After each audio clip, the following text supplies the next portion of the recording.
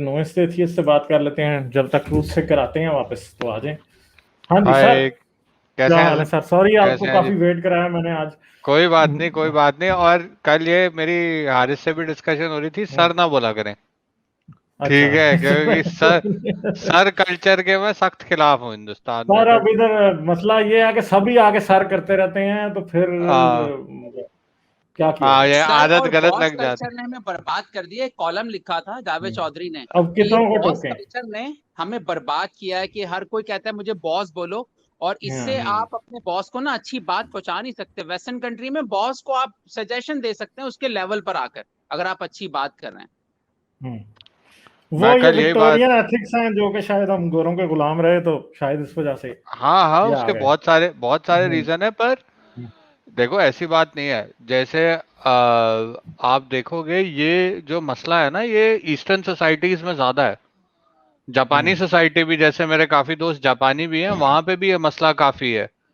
वो हम्म, मतलब मैं तो थोड़ी बहुत बोलता भी हूँ, तो वहां पे मतलब इतना उनका हायरार्की है कि अपने से बड़े, हम्म, अपने से छोटे को थैंक यू बोलने का तरीका भी अलग है। हम्म, वो हायो, क्या नाम है, आरिगातो, आरिगातो अजाइमास, और पता नहीं क्या, मतलब 6 तरह के तो उनके थैंक यू होते हैं। ये ईस्टर्न हम्म, सोसाइटीज में है, और ये कॉलोनियलिज्म का इसमें रोल तो है, पर हम्म। उसके पहले भी आप हिस्ट्री देख लो, ये सारी चीज है। तो ठीक है, तो आप मुझे नुआंस एथीस्ट ही बोला करें, नो सर्वर। ठीक है, चलें, ठीक, क्या ठीक बात है। करेंगे आप? तो आज एक तो आपसे एक ओपिनियन लेना था। तो मैं कुछ थोड़ा बहुत हिस्ट्री पे कॉन्टेम्पलेट कर रहा था कल। तो मैंने ये सोचा कि हर रिलीजन की ना कोई ओरिजिन स्टोरी है, और ना कोई ओरिजिन मोटिवेशन है। ओके। हम्म, हम्म, जैसे अगर मैं बुद्धिज्म को देखता हूं, तो बुद्धिज्म एक रिएक्शन था वैदिक डॉगमेटिज्म, ब्राह्मणिक डॉगमेटिज्म के अगेंस्ट, हम्म, विच रिजेक्टेड वैदिक थॉट। ओके, उसने हम्म, उन्होंने, हम्म, ठीक है। उसी तरह मैं देखता हूँ क्रिश्चियनिटी जो था, that starts as a social movement. वो एक सोशल मूवमेंट की तरह स्टार्ट होता है against Roman operation and basically the dogmatism of the Jewish society of the time. Okay, उसमें एक सोशल रिफॉर्म की मोटिवेशन मेरे को दिखती है। When I look at Islam, it seems like it is उसकी जो मेन कॉज है। बिकॉज अरब में इस्लाम से पहले सब कुछ ठीक ही तो चल रहा था, लाइक लोग इतने हम्म, कोई परेशान नहीं थे लाइक डॉगमा हम्म, से, बिकॉज वहां पे तो पॉलीथीज्म था। ठीक है, थोड़ा बहुत इंक्लूसिवनेस भी था compare to what it became later. तो इसके दो पॉसिबल हाइपोथेसिस हो सकते हैं। या तो जो एक्चुअल सोशल प्रॉब्लम्स थी वहां पे, जिसके अगेंस्ट इस्लाम ओरिजिनेट होता है, या तो वो छुपाई गई हैं दुनिया से, या फिर इसकी actual motivation was kind of like एक इंपीरियलिस्ट इसकी मोटिवेशन रही होगी। तो आपने कभी इस बारे में सोचा है कि why is it different? Sir ये जो है, ये रिलीजन बेसिकली, ये एम्पायर को एक रिलीजन की जरूरत थी, क्योंकि हम्म। वो जो एम्पायर उन्होंने कायम की थी उसकी लॉयल्टी जो थी वो रोमन बाइजेंटियन एम्पायर के साथ थी, क्योंकि वो क्रिश्चियन थे। उन्हों को हम्म। इस बात को तोड़ना था। पहले पहले उम्मियों का ये मकसद रहा, आले मरवान का ये मकसद रहा कि वो लोगों को बाइजेंटाइन से हटाएं। और शुरू में जो इनके बारे में रिपोर्ट्स मिलती हैं वो भी ये है कि ये सिर्फ जो अरब्स थे ना, उनको ही कन्वर्ट कर रहे थे शुरू में, दूसरे तो किसी को ये कन्वर्ट भी नहीं करते थे। इवन के कैरन आर्मस्ट्रांग, जो कि सबसे काइंड, बल्कि जिसको कहेंगे कि बहुत ही इस्लाम की तरफ झुकती हुई एक हिस्टोरियन है, हम्म। वो जो है वो भी खुद ये लिखती है कि 9वीं सदी तक इन्होंने किसी को कन्वर्ट नहीं किया, ये कर ही नहीं रहे थे। फिर हम्म। बाद में इशू ये पैदा हुआ कि जब इन्होंने अपने लोगों को कन्वर्ट कर लिया तो इनको पता लगा कि यार अब तो हमारी ये हुकूमत है। फिर आहिस्ता आहिस्ता फिर इन्होंने, बाकी लोगों ने कन्वर्ट होना शुरू हुआ। वो भी इसलिए कि उनको फिर जजिए में, टैक्स में छूट मिल जाती थी।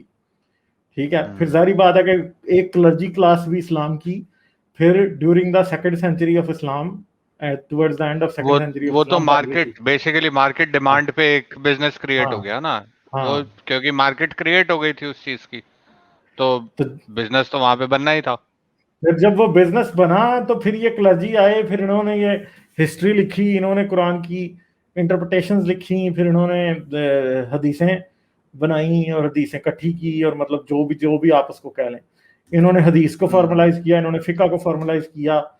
तो ये जो अमाम है, बेसिकली मैं समझता हूँ कि असल ओरिजिन इस्लाम का अमामों से होता है, क्योंकि कुरान अगर आप ला के किसी को दे भी दें तो कुरान से किसी को समझ ही नहीं आएगी कि इससे अब रिलीजन बनाना क्या है। तो उन लोगों ने दे डिड द इम्पॉसिबल, उन्होंने इससे फिर रिलीजन एक बनाया, और उस रिलीजन की हिस्ट्री और उस जुरिस्प्रूडेंस, उस रिलीजन की थियोलॉजी उन्होंने फिर डेवलप की सारी की सारी, जिसके लिए उनको बहुत ज्यादा स्टोरीज बनानी पड़ी, उन्हें हदीसें बनानी पड़ी, उन्हें सुन्नत रसूल बनानी पड़ी, सीरत रसूल बनानी पड़ी, और इन द एंड फिर जाके उन्होंने एक रिलीजन तैयार किया। मगर उस रिलीजन का मेन मकसद जो था, उनकी ताकत को क्या करना था, क्रिस्टलाइज करना था, जो कि डेफिनेटली इस्लाम ने उनकी इस ताकत को क्रिस्टलाइज किया। और इस्लाम, अगर अगर इस्लाम को देखा जाए तो एक रूलर के हिसाब से Islam would be the best ideology उसके लिए, कि जी चलो जी शादियां तो वो 4 ही करेगा, मगर लौंडियां उसकी सैकड़ों हजारों भी हो सकती, ठीक है। फिर बात यह है कि औरतों का कोई रोल नहीं है, आपने मुस्लिम और गैर मुस्लिम में तफरीक करनी है, आप जितना भी जजिया ले सकते हैं, जजिया जो है जस्टिफाइड है हर लिहाज से, ठीक हाँ है। मतलब जजिया का तो एक्चुअली अगर देखा जाए तो बहुत लोग बहुत गलत बोलते हैं that jizya was just tax. Hmm. Jizya was not tax, jizya was coercion. नहीं, jizya jizya was, according to Quran jizya is also humiliation as well, हाँ जब तक वही ये कोर्स जलीलो करने, ख्वार होके जजिया ना हाँ दें। हाँ हाँ वही एग्जैक्टली। बात हो, कोर्स करने की बात हो गई ना कि हाँ हाँ। एक टाइप का इकोनॉमिक प्रेशर डाला जा रहा है हम्म भाई। अब और कितना वो है कि जो जस्ट टैक्स सिस्टम होता है वो गरीब पे सबसे कम हम्म होता है और अमीर पे सबसे ज्यादा होता है। हम्म जजिया की जितनी इम्प्लीमेंटेशन हैं वो उसमें अमीर पे कम होता था और गरीब पे सबसे ज्यादा होता था टैक्स हम्म टैक्स इम्प्लीमेंटेशन। अगर हम इंडिया में मुगल रूल हिस्ट्री या ये लोधी डायनेस्टी और ये तुगलक रूल के टाइम की देखें तो जहां जहां पे भी जजिया एग्जिस्ट किया है वहां पे उल्टा था इम्प्लीमेंटेड। अब और दूसरी बात यह है कि अब मुसलमान और गैर मुसलमान में जब आप लोगों को बांटते हैं, तो हम्म मुसलमान को लिए किसी भी पॉइंट पर ये रिक्वायर्ड ही नहीं है इस्लाम में हम्म कि वो गैर हम्म मुसलमान से हमदर्दी रखे। Even if they kill non Muslims, उनके लिए कोई गुनाह नहीं।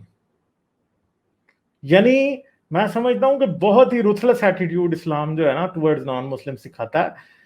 जो भी लोग इनके एम्पायर्स में और इनकी हुकूमतों में रहते होंगे नॉन मुस्लिम, उनके साथ क्या होता था, बहुत मुश्किल है ये इमेजिन करना ही। हम्म। जैसे वही कुछ होगा जैसे इवन के देखें, आईसिस वालों ने तो यजीदियों को गुलाम बना लिया और लौंडिया बना लिया, एक एक औरत के साथ 600 बंदे ने रेप किया एक एक साल में। बताएं मुझे क्या हाल था। मतलब सोच के भी मतलब हम्म। कैसे इंसान का दिल मान सकता है यार ये चीज करना। वही है ना कि मतलब इस्लाम कोई यही रोक टोक करता ही नहीं है इस बात पे। मैं यही सोच रहा था कि किसी भी टाइप के लोग जो आगे मजहबी बात करना शुरू हम्म करते हैं ना, ले दे के हम्म फाइनली डिस्कशन का लेवल गिरा देते हैं।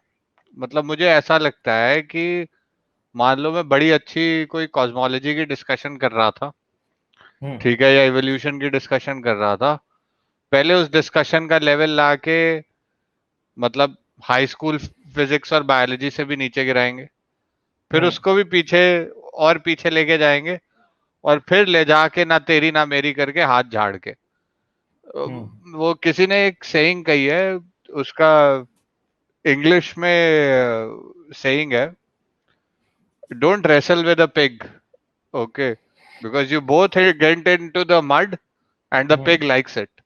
हाँ हाँ मतलब बिल्कुल। हाँ, उसको मजा आ रहा है। चलिए उसको मजा आ आई रहा है। थिंक, हाँ एक आई थिंक हाँ एक चीज शेयर करनी थी। बहुत इंटरेस्टिंग रिसर्च मेरे सामने आई है। 2003-2004 की रिसर्च है, Washington University Saint Louis, okay, trends in cognitive sciences. तो वो चेक कर रहे हैं religious thought as a by product of brain function. तो उन्होंने प्री फ्रंटल कॉर्टेक्स को एग्जामिन किया। ओके, प्री फ्रंटल कॉर्टेक्स के अंदर एक सब रीजन आइडेंटिफाई किया कॉल्ड, एक सेकंड मेरे सामने पास ये है, वेंट्रोमीडियल प्री फ्रंटल कॉर्टेक्स।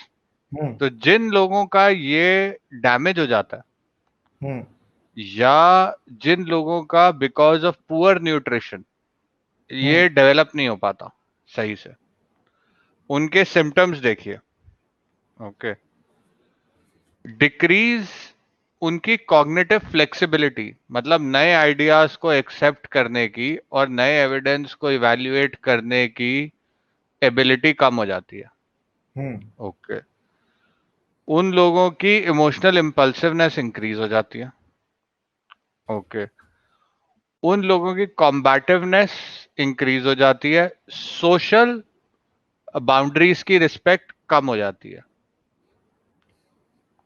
और इंक्लिनेशन टू रिलीजन बढ़ जाता है। अच्छा। तो ओके, तो मतलब अभी मैंने स्टडी पूरी नहीं पढ़ी है, जैसे मेथोडोलॉजी पे मेरे को थोड़े क्वेश्चंस हैं, बिकॉज उनको एक कंट्रोल ग्रुप भी बनाना था स्टडी के अंदर। तो इन्हें क्या किया कि वॉर वेटरन्स आइडेंटिफाई किए, ए जिनके वेंट्रीमीडियल प्री फ्रंटल कॉर्टेक्स को इंजरी थी और एक जिनके वेंट्रीमीडियल कॉर्टेक्स को इंजरी नहीं थी। अच्छा। तो लेकिन क्या है कि उससे उनका सैंपल साइज छोटा हो गया, उनका सैंपल साइज लगभग 250-300 लोग ही बने। पर ये चीज काफी कुछ एक्सप्लेन करती है कि यार बादाम से दाम खाओ, थोड़ा कसरत वसरत करो, अपना दिमाग ठीक रखो, अपने आप मजहबी कीड़ा निकल जाएगा। हाँ, हो सकता है, बिल्कुल। चलिए, थैंक यू मगर सो चलो मच। ठीक है, thank you, thank you, okay, thank bye you. Bye. Alright.